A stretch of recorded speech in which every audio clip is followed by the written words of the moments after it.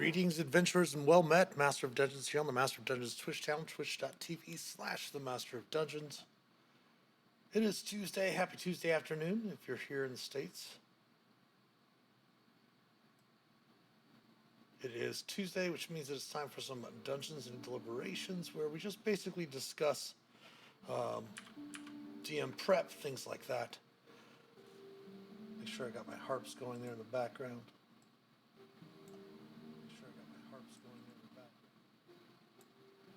Excellent. Nice chill music for us there. Make sure that I've got the music turned off here in game, volume-wise. So we're not getting any spillover. Correct. All right, that is down. Perfect. So it is Tuesday, like I said, there's Deliberations, DM prepping again for the virtual D&D weekend coming up this weekend. And just, if we're not prepping for that, we're prepping for just other games, client games, things like that. I do have a game tonight for our Dragonlance Shadow of the Dragon Queen campaign. But that is already prepped. We're just going to spend about an hour ahead of time just remembering where we're at, because we... very similar to us being on break here for 3 weeks over Christmas, we've been on almost 2-month break from our Dragonlance campaign. Everybody took a break around just before Thanksgiving here in the States, and then we're picking back up tonight to finish up the last probably 2-3 sessions of that campaign. But right now we're working on putting in the adventures into our journals here in our base room, which is Tomb of Annihilation. We're running virtual D&D weekend. This weekend we are running a couple adventures that we've already previously ran for some players that didn't have a chance to get into those adventures. We're doing Walk in the Park again this weekend and Whispers in the Dark. And we are going to be playing on Sunday. We're going to be playing Over the Edge, which is the first Tier 2 adventure. Very similar to the first one, City on the Edge. Over the Edge is 5 mini adventures, basically, that are about an hour each. They sometimes will run a little short. So the players will play through all of these small little mini adventures in the 4-hour session on Sunday. And that's what we're doing right now. It's just prepping up Adventure 2, which is 4 Angry Snakes. Basically what we do is, as I mentioned many times before, we could normally put the PDF into the Roll20 room, which the Roll20 does support now. It's just it takes a little while to go through the PDF. So I try to set them up very similar to how they set up hardcovers in Roll20. Which makes it even easier. And as I mentioned before, we do this that way in case we need to run the adventures again. Everything's already prepped. For example, I'm going to be running Walk in the Park and Whisper in the Dark this weekend, so they're already prepped. They're all ready to go. All their maps are already in here and everything. So that's very convenient. We just have to basically copy the room for those tables, and their adventure will be ready to go.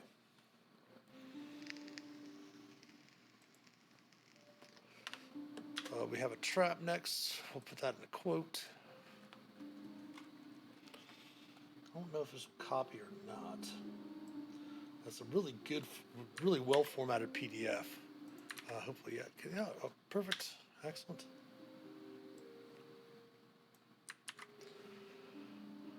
When they're really nicely formatted, you don't have to worry about formatting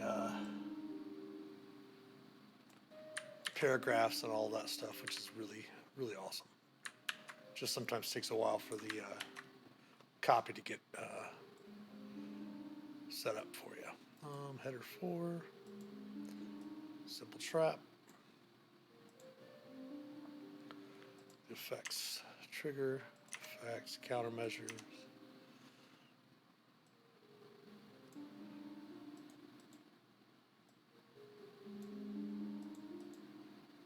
Hope everyone had a wonderful holiday and a happy new year.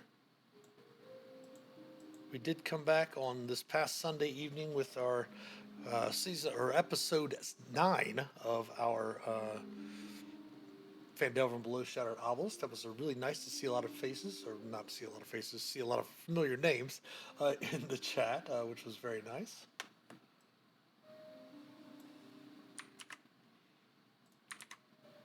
think about season 7 or the Tomb of Annihilation season.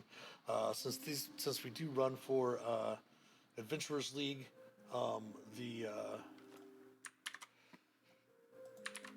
organized play for Dungeons and Dragons.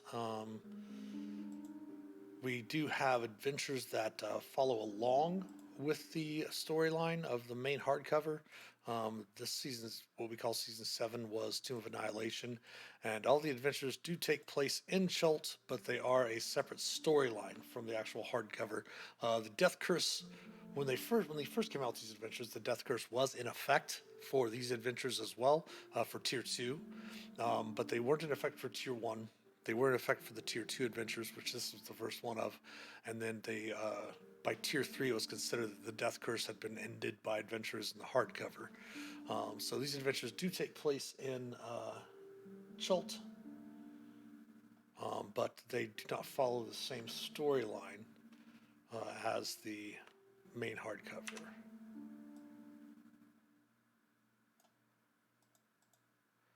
Let's finish pasting the rest of this info in here.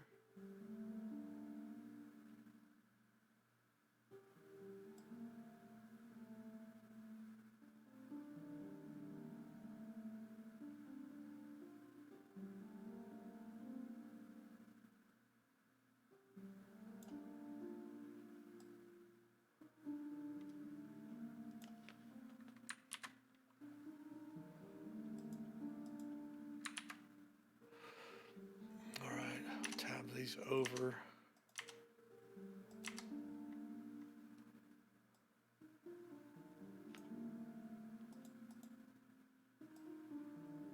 Did just finish up this past Saturday the ultimate adventure, I should say the final adventure of the 14 adventure series with 15 adventures. Let's see, there's 11 plus the 4 epics. Yeah, 15 adventure series that I started in December of 2022.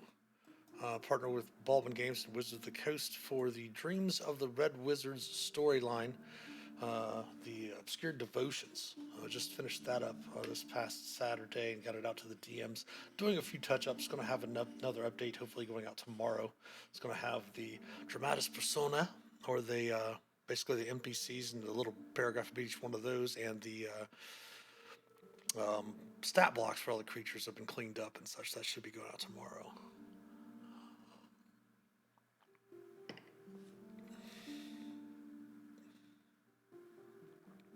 My scroll wheel is not working very well, so.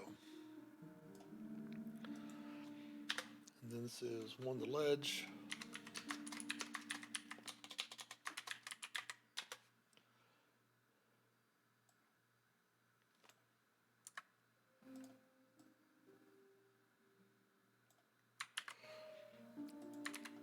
Yes, these were very nicely formatted PDFs. Can't talk today.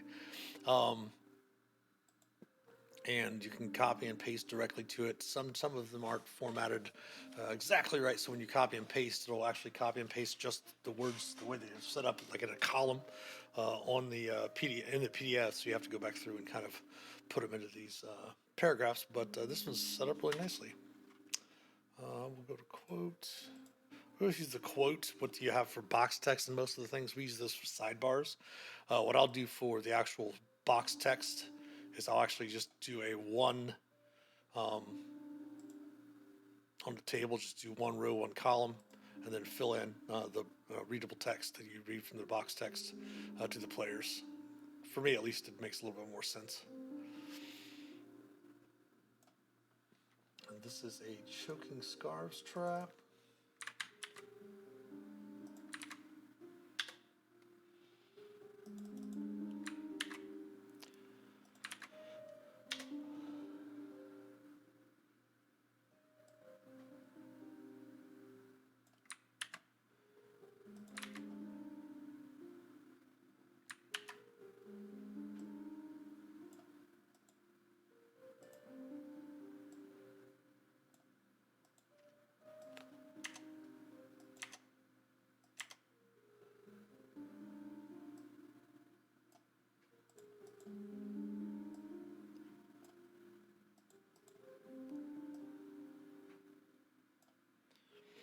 For Roll20, I also use the dark mode just because I am using it a lot, whether it be for virtual D&D weekends, online conventions, client games, things like that. I always use the dark mode just because it makes it a little bit easier on the eyes, staring at the computer all day.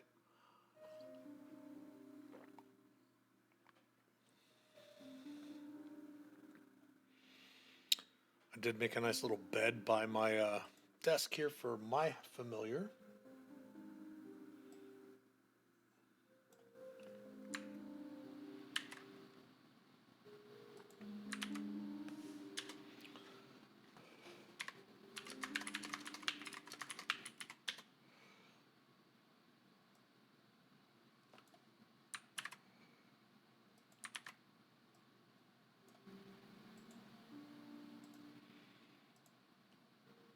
For example, too, if you're going to use the table the way I do for the box text, obviously you can set up your Roll20 rooms and your adventures however you want. But since I use the box text for a table for that instead of the quote, right at the end of the sentence, right before you put in the box text, that's where you put that in instead of hitting return, because it'll still leave a space in between, looking for like a header of a table. If you want to put those in there like that.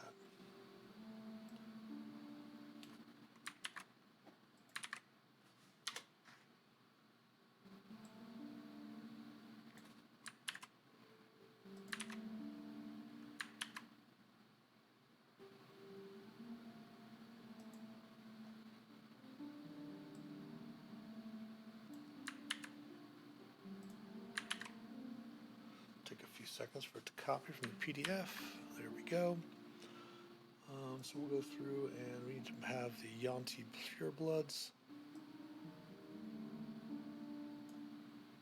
in bold.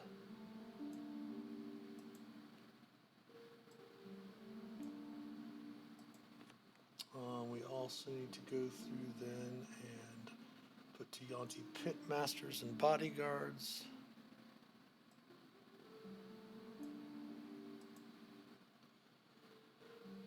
And Kishika's story.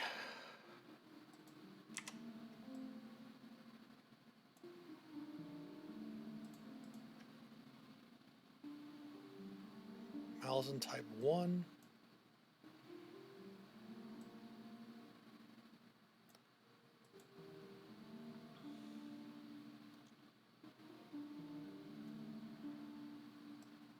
We always like to leave a little bit of extra space at the bottom at the end in case we need to reformat anything.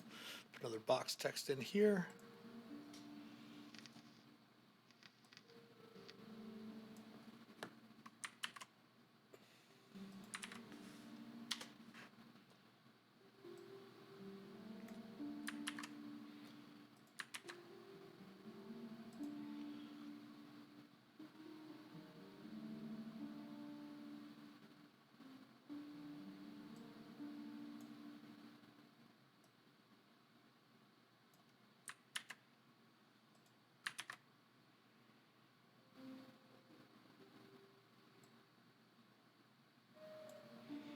And then we'll have a lot of bulleted info. We're going to copy it.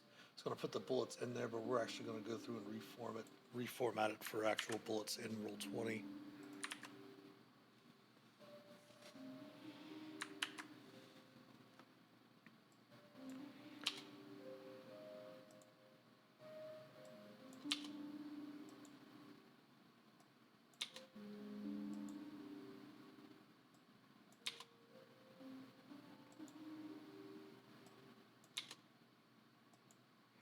We don't have anything that is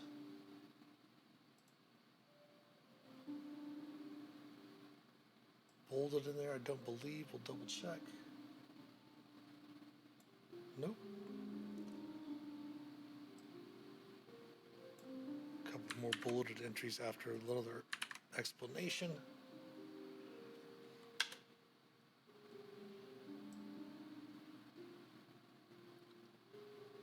Hello, Nerdy Sakura. How's it going? First time chat. Nice. Thank you for the follow. I appreciate it.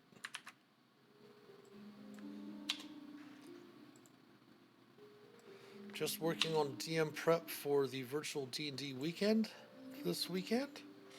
Actually, I'm going to go ahead and give me a moment. I'm going to put a link there for the Yawning Portal. That is yawningportal.dnd.wizards.com. You're struggling to make a character. What are you having problems with? Maybe we can help out. That's the whole point of the stream, is to help new players, new dungeon masters, and old players and old dungeon masters alike. Help them with things.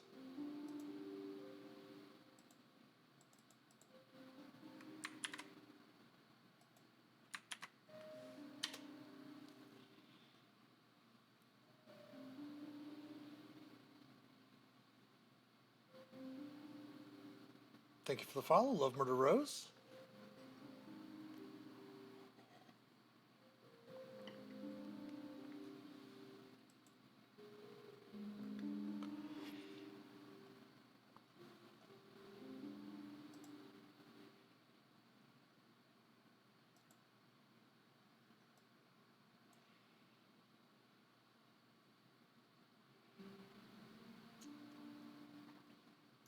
Yeah, tieflings aren't there. Halflings aren't there. It's all up to your dungeon master. If you're running what I do a lot of for my client games, which is Adventurers League, the organized play for D&D and Wizards of the Coast, they do strictly go by raw. If your dungeon master's up to available for it, then obviously, if you're playing, like for example, my home campaign world. I've been running this campaign world and some campaigns in it for the past 35 years. And if there's a new species or race that comes out in D&D and I don't have a reason for it in my world or a place for it in my world, and a player wants to play that race, like for example, a Warforged from Eberron. Eberron's not my favorite setting, but one of the players wanted to play a Warforged from Eberron, so I said, well, let's sit down and figure out, if you want to play a Warforged, how the Warforged are in the campaign world. And he sat down, and I gave him a few different ideas to go with. And he sat down. Basically, my campaign world, like the Forgotten Realms, most people are really familiar with Forgotten Realms. Magic comes from the weave of Toril itself, controlled, supposed to be almost like a living part of Mystra. But my campaign world, the magic actually comes from the planet itself, because the planet is not in a crystal sphere like a lot of D&D worlds and spell jamming and stuff like that. It's an actual planet. And it's got some extra dimensional portals at the north and south poles that basically kind of lead to the far realm, with the chaos realms. And the magic itself kind of emanates from those realms, then comes out, gets weaker as you get closer to the equator. But there's also the royal elves, the first elves that are actually spacefaring, that live on the green moon. And the player said, hey, I'm going to have the Warforged actually be constructs, basically, of these spacefaring elves. And he was basically stranded on the planet itself, has no memory of his past, and he wants to figure out what's going on. Which, not only that, was that a great way for him to bring that race into the campaign world, which I didn't have in the campaign world prior to that, but also gave me a great story hook to kind of put some of the adventure, as I was planning them out for the players, put some of his backstory in the adventure as well. It's your DM's first campaign with 3 players, with 3 new players and 3 experienced players. Gotcha. Yeah, if you're an experienced player, it might not be a bad idea to kind of maybe sidestep the tiefling, just because it will make it a little easier on them. One of the things that I always talk with DMs about, especially when we have like our online conventions, there's always a possibility that players obviously won't show up. For some reason, they look at online conventions differently than in-person conventions. But sometimes we'll have a DM or an experienced player set in to fill that table. And one of the things that I always recommend, at least, is that if you're an experienced player, an experienced DM, and you're sitting down with a new DM, to be as supportive and as helpful as the DM needs. Make sure that the DM asks when. Try not to offer unsolicited advice to the DM, like, well, this is how I run, because a lot of times DMs really need to fall into their own style. When I'm teaching DMs to run D&D, I'm just basically teaching them mechanics. I always talk about the three pillars of play: the social, like role playing, exploration, meaning like traps, exploring, puzzles, things like that. And then, of course, the combat end of it. And DMs, especially if they're a new DM, it's always good to be as supportive of them as possible, and then let them kind of find their own way. Anytime there's a discrepancy or something like, oh, that was perhaps maybe a misruling or an incorrect rule or something like that. For one, DMs can always change the rules, especially when it's homebrew. But for another, I would always caution to make sure to wait until the end of the session, and after the session's over, say, "Hey, I got some tips and pointers for you," something like that. If you're wanting to hear them, type of thing. Currently, I've been generating tiefling artwork. Gotcha. Are you creating it yourself or using AI artwork to generate it? What are you using for creating that stuff?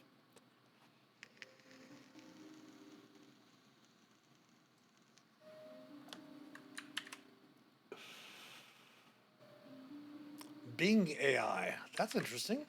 I've not heard of Bing AI. So I'm assuming it's with Bing, the search engine.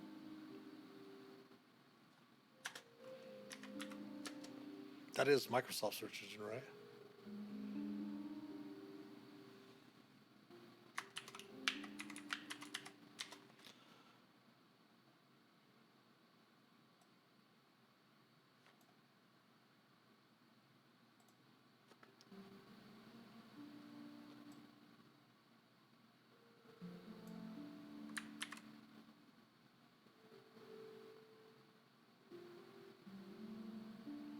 Oh, that's pretty cool.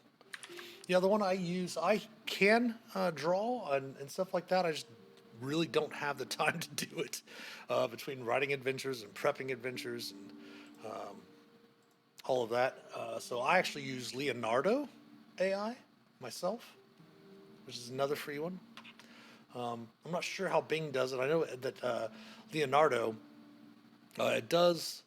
If you're not a premium member, like you're not a paying member, just a free user, you can still use your art that's generated for your own purposes, commercial purposes, whatever. But your art can still be used by others in the same way.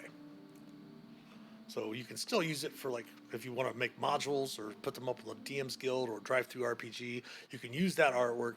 You just can't claim it only for you. Other people will be able to use it as well. Plus, obviously, you want to check out the DM's Guild and the Drive Through RPG guidelines for using AI art. A lot of those companies are coming out with using AI art for professional reasons too.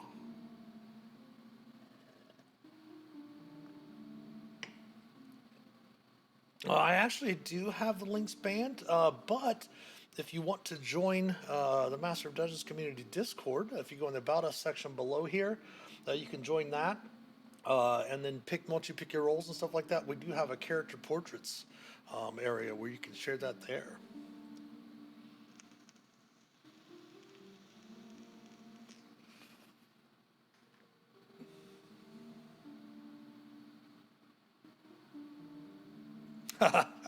Yes, that does seem to be a familiar thing with people. I definitely understand the 100 server cap pain, definitely.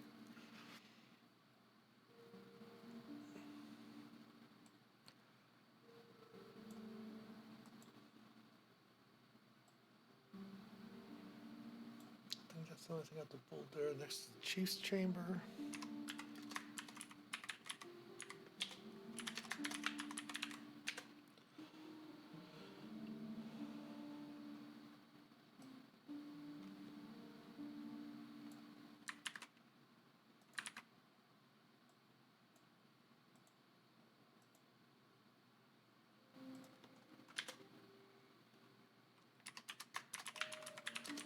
Oops. If I could put my fingers on the keyboard properly.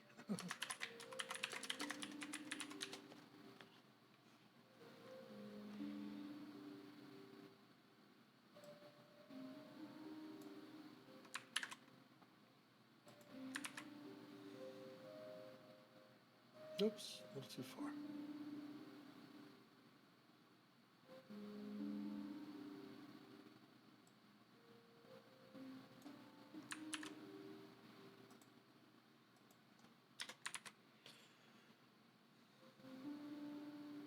County Pitmaster,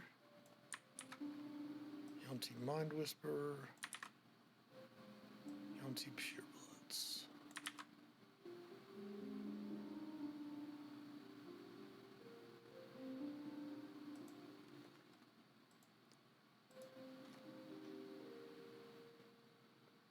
It should be character art, I think. It would be under the general discussion. Let me double check here. I'll pop that up.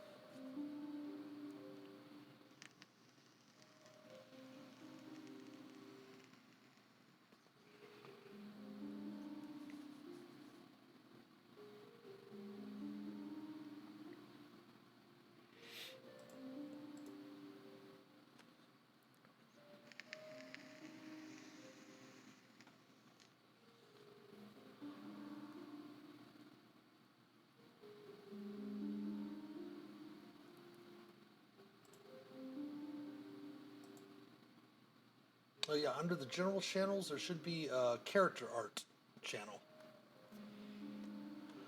where you can drop in, copy and paste pictures and such like that. Again, we only have links enabled for mods and such like that in the server, but you can copy and paste a picture.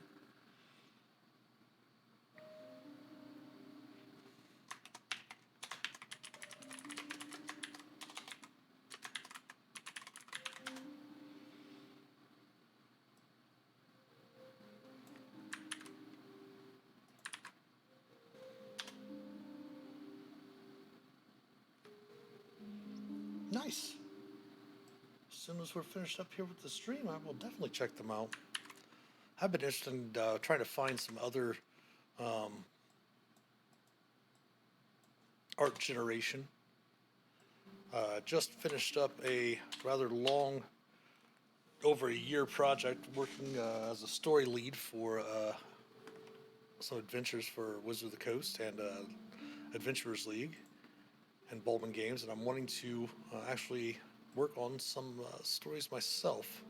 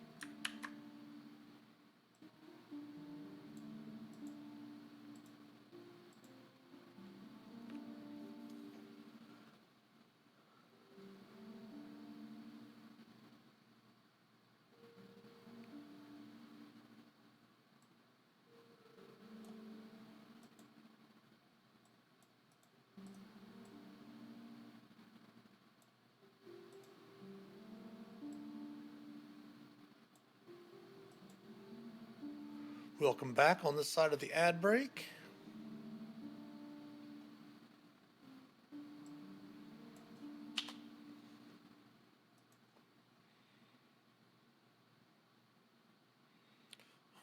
Did we put...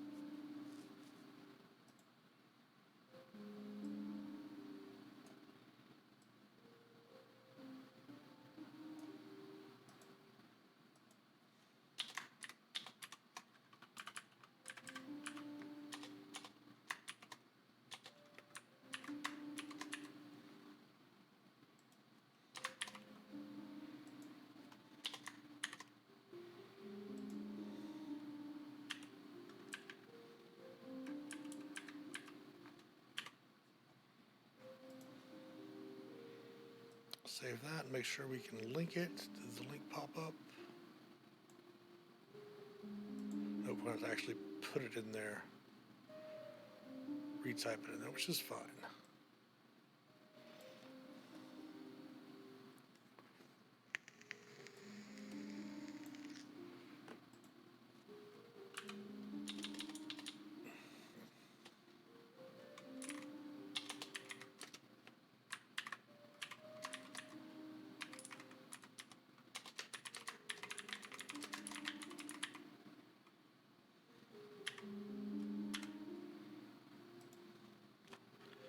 There we go. That'll bring that up so we can link it right to the players. All right.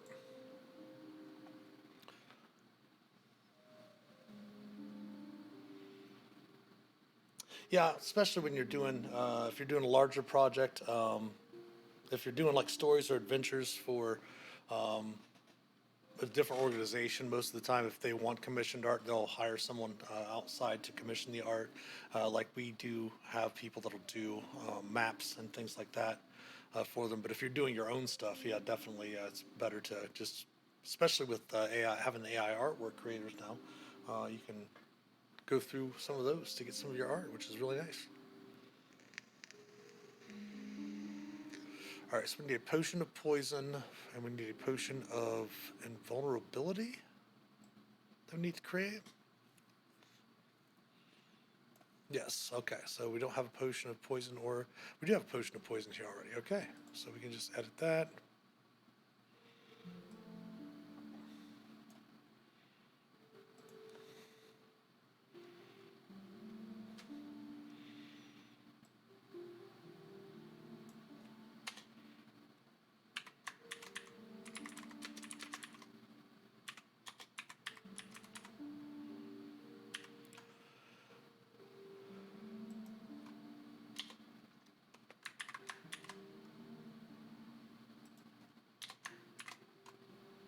We'll come back and put the brackets around that potion of vulnerability once we create it.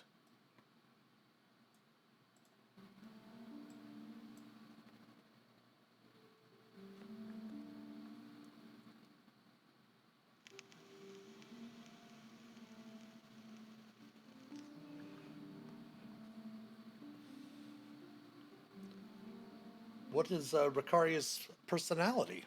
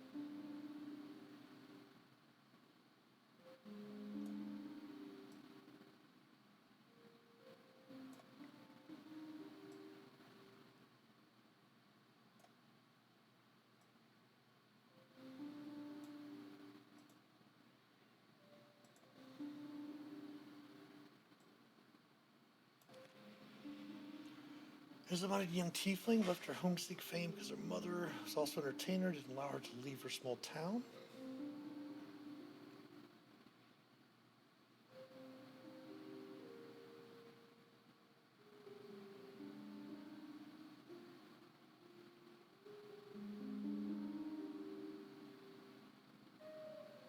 Ha! Sounds cool. Sounds really cool.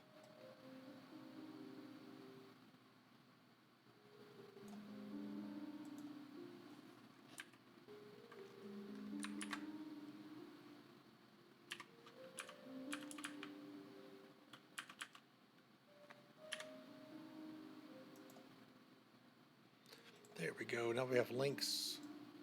So when the players get those items, we can just click the link and share that with the players.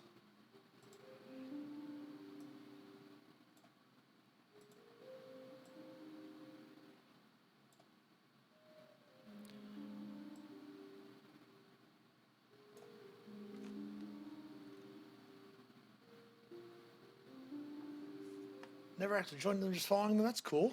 Just a hangers on until they finally invite her into the party.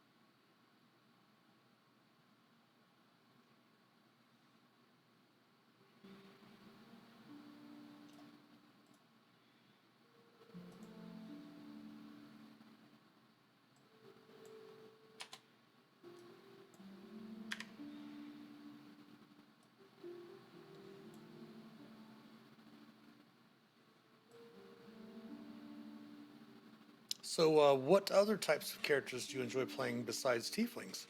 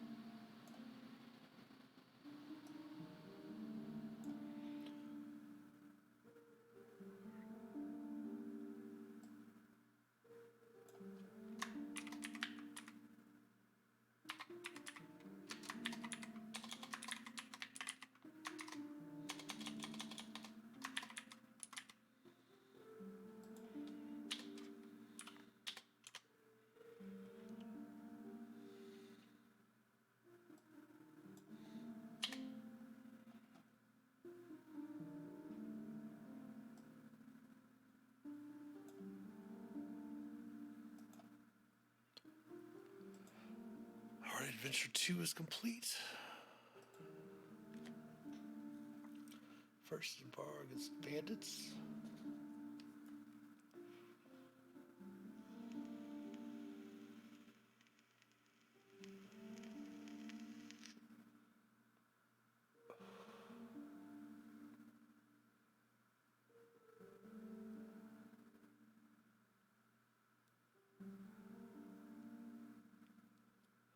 Yes, Rogue is actually my favorite class as well. My very first character I created was it's a thief in basic D&D, and then when we started playing advanced D&D about a week later, my first character was a paladin. Well, ended up becoming a paladin. Back in the day, you had to play into becoming a paladin or a ranger and such like that.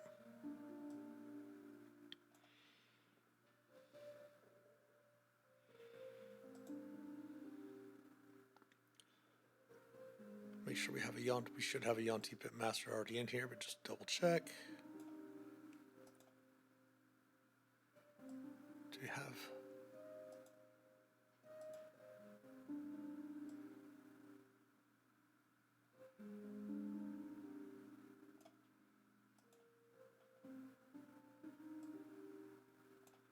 Pitmaster's already there. Perfect.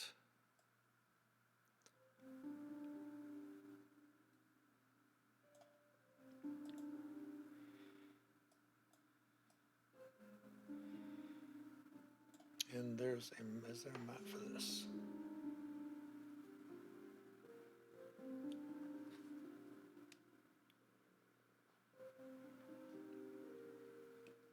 Sir Henry Oxford.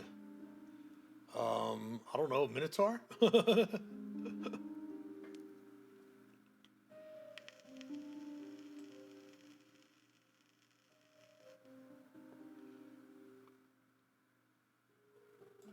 We do have a map, all right.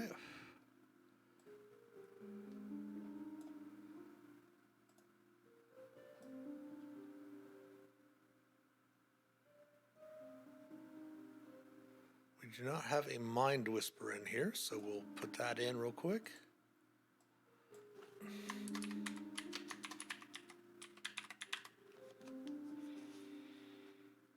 Go over to our DM workshop, make sure we have the token set up properly. Bring it in from Monsters of the Multiverse. Who's the Tabaxi? Okay, he was the Tabaxi. Okay, nice.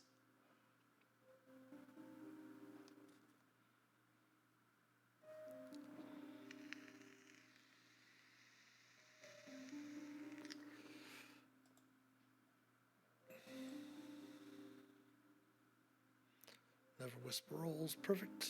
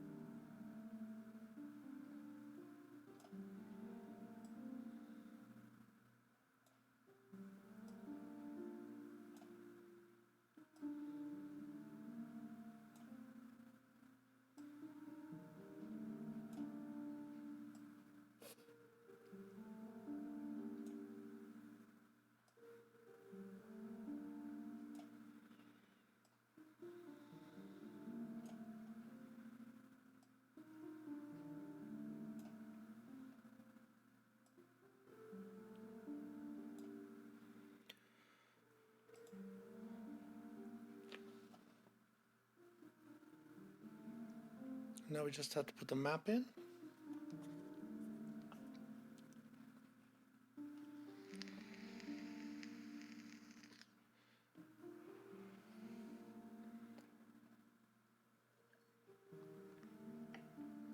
Only played 2 male characters. Do you normally play female characters or non-binary characters, agender characters? Anything specific?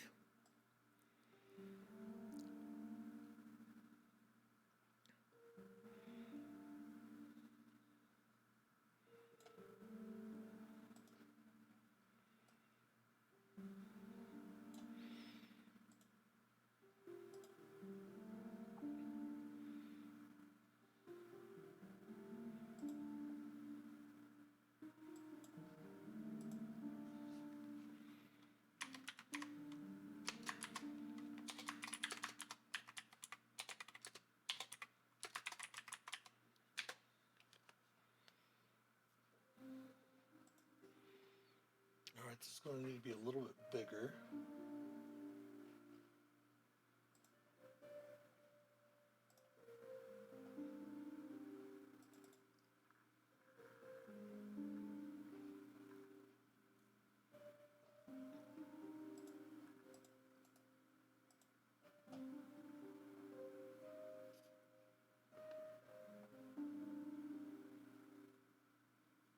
Normally females who like other females. Okay, that's cool.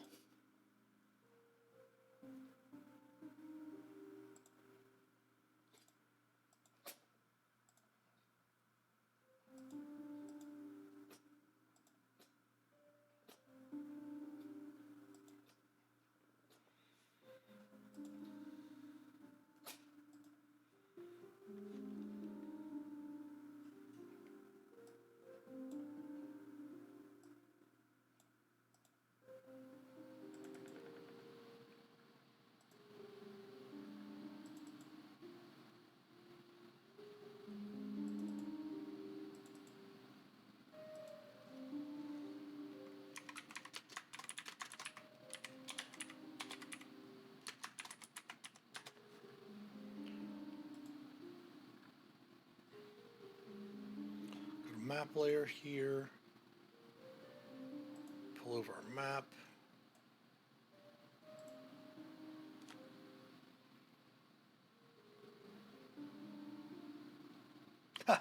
Running out of names for them. There's a lot of great resources online. There's actually, if you go to, I think it's fantasynamegenerator.com, I think is what it is. They have a lot of great names that can be generated there as well. Let's count these here. We go on.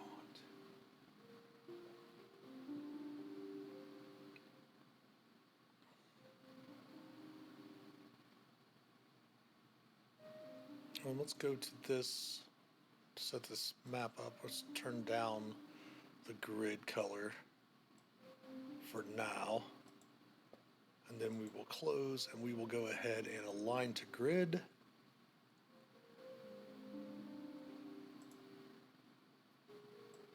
Select our 9 squares here.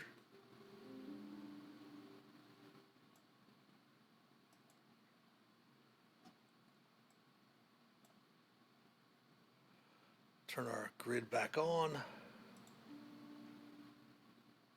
We're going to change the color to black for now, since we're going to go through.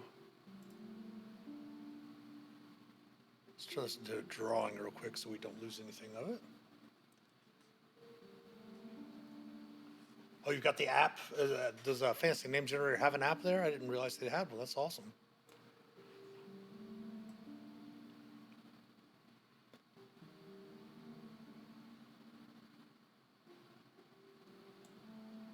All right, we're going to do a little bit of changing stuff around here. So that's going to be 39 by 39. I'm going to change the size to that. Let's go 40 by 40 so we have a little bit of wiggle room to adjust the map.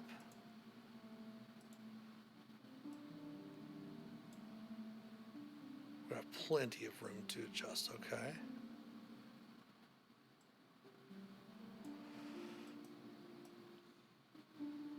So we'll come down here first.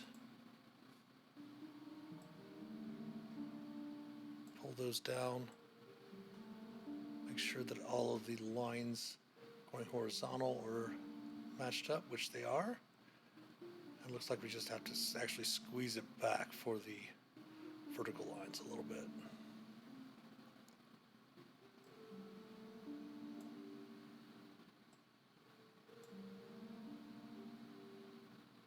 I think if we pull too much this way, it'll make some, we ought to squeeze them in.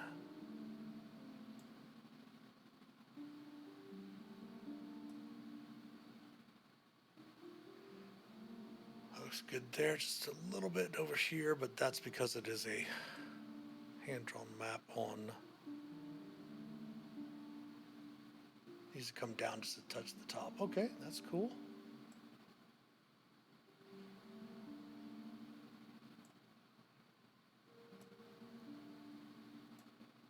we got that set up there, so we can then go like this and just move this box up here to like that.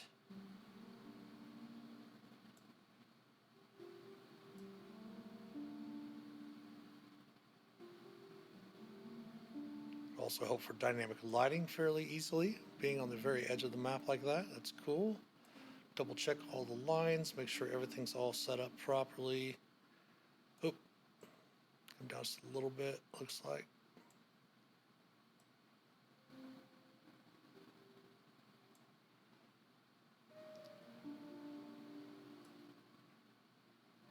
Smidge over more. Not a whole bunch. All right, then what we'll do then is we will take off some of these other squares. We'll start right there.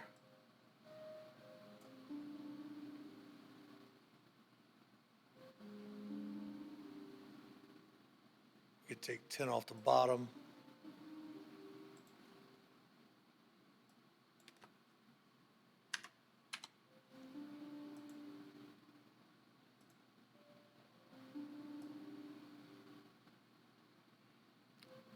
Then on the side here, we can go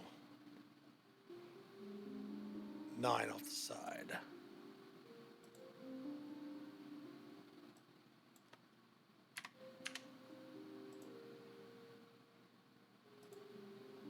Oh, was that not enough?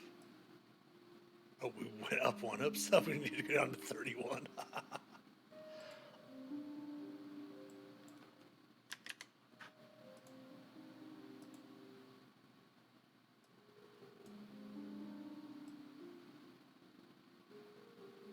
Oh, we want to add some more out there so we can see the actual title.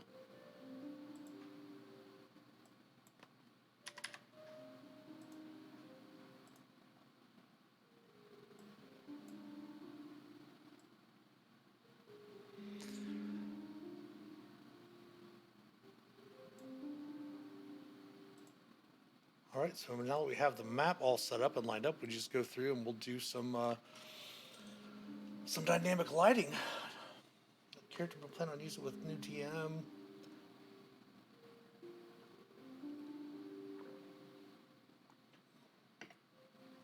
I never played Kingmaker. I did play Wrath of the Righteous a little bit.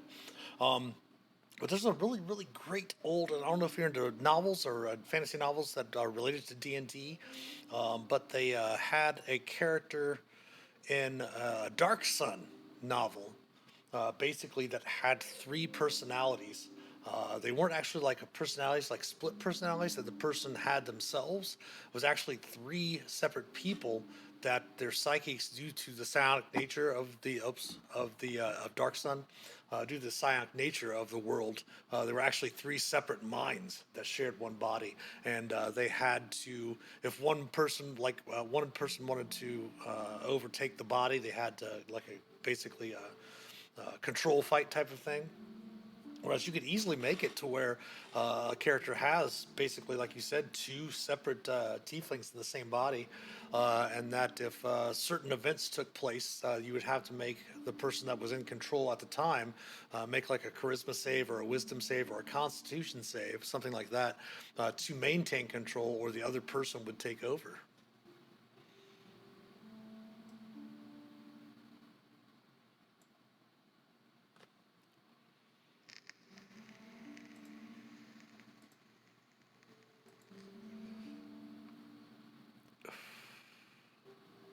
So flip over this page to see what we've got over here for our settings for.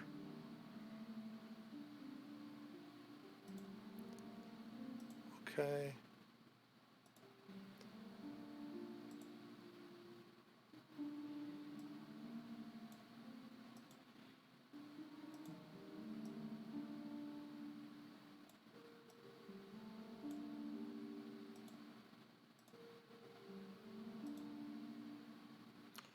All right, so we do need to adjust just a little bit more.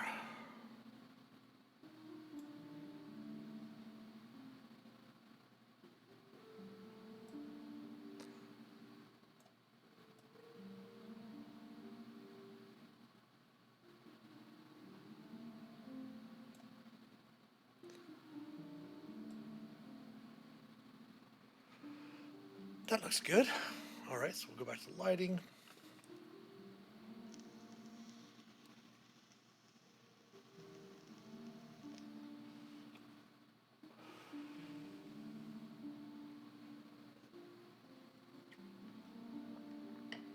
Oh, like a portal gets opened somewhere in the pocket dimension or whatever, and one person is able to basically like the person's body is almost like a portal, and the one being would leave and the other person would come into the body.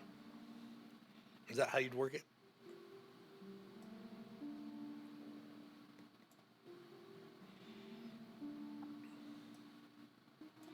So it doesn't look like we have any special. Let's go actually do that.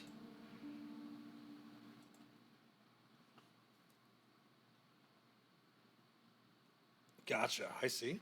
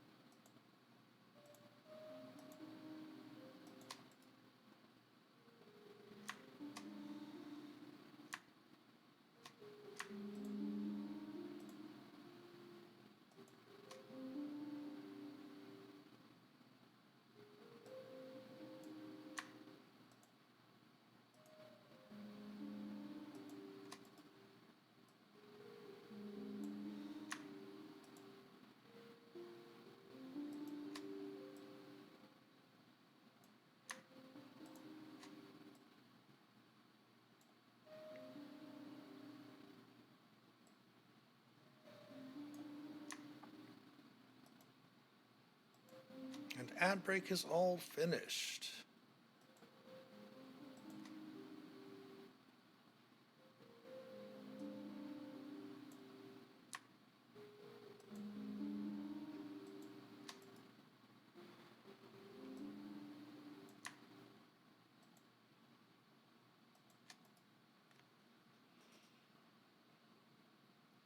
At least that's how you want to do it because you love hiding secrets from players out of find out about your character. Oh, that's pretty cool.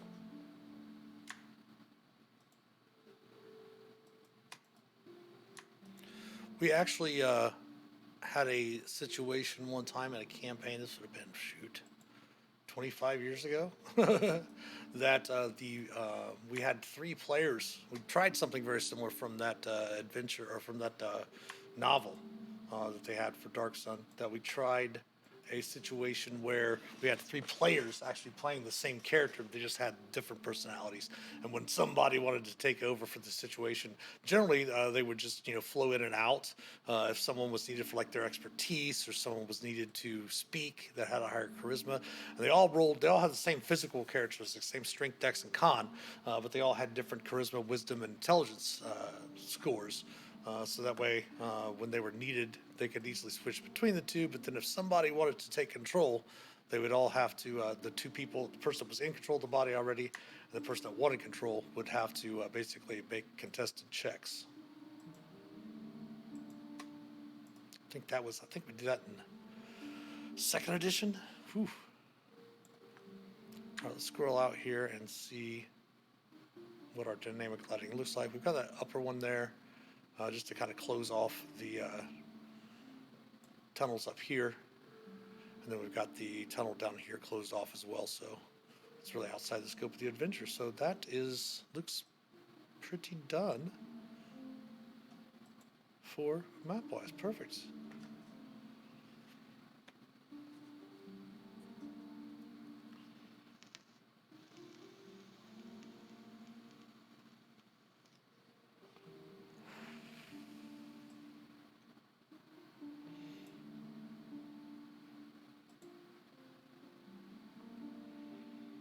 And the only thing we have to do is turn on dynamic lighting. Explore mode. It's not daily mode. Update token drop.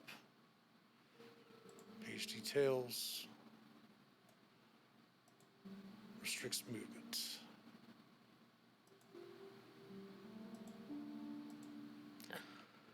All right, so when the players come into the game, we will double check for angry snakes. Oops.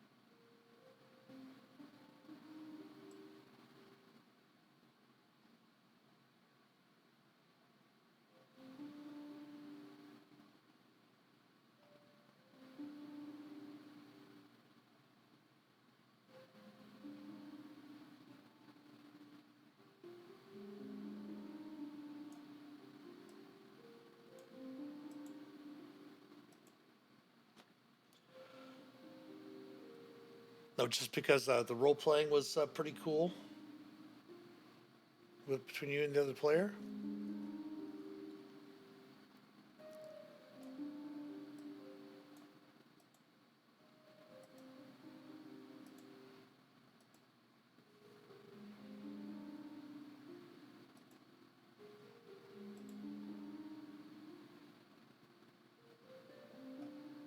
There's the ledge. Okay, so that's 1, 2, 3, 4, 5. Okay. So we'll go to the GM layer. We'll go to 20.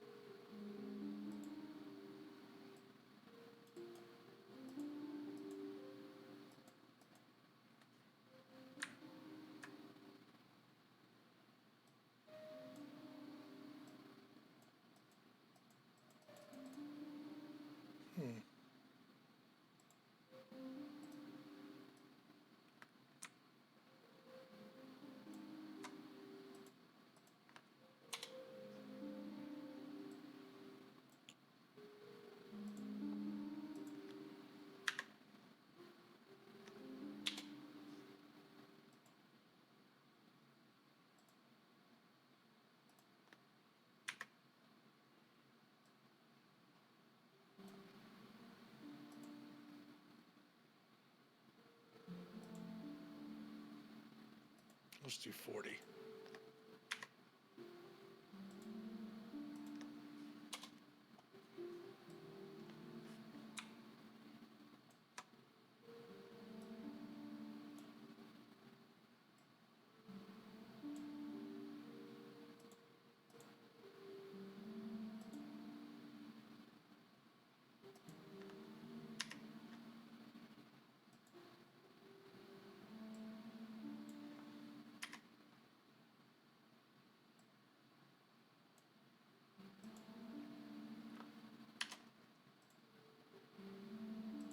There we go. Now we've got them all labeled up just like they would be on the in the adventure. So we have all the rooms set up.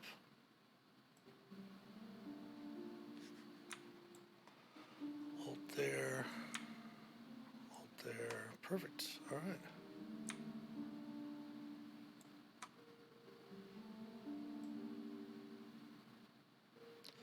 So Adventure 2 for Angry Snakes is finished up. Excellent.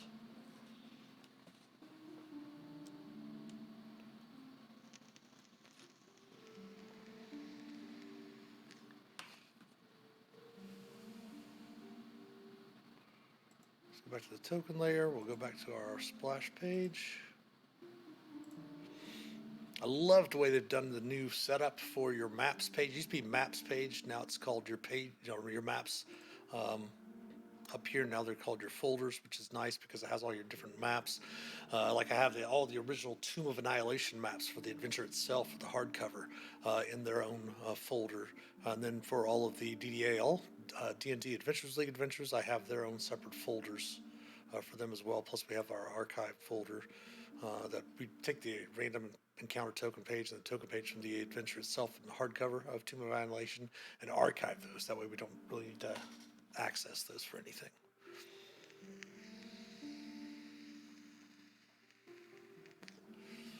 All right. So now we are on to Adventure 3.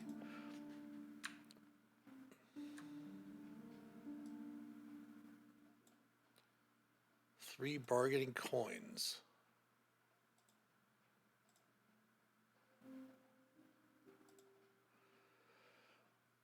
All right.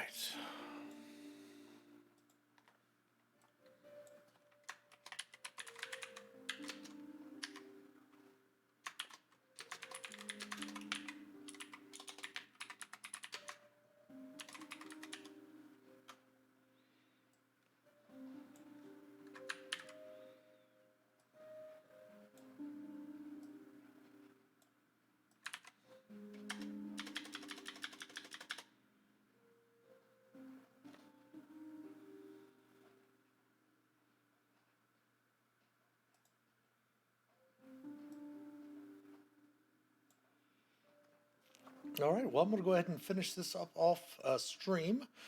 We are after the hour, which is pretty nice. Thanks for the follows today. Really much appreciated. Nerdy Sakura, and I believe the other person was Love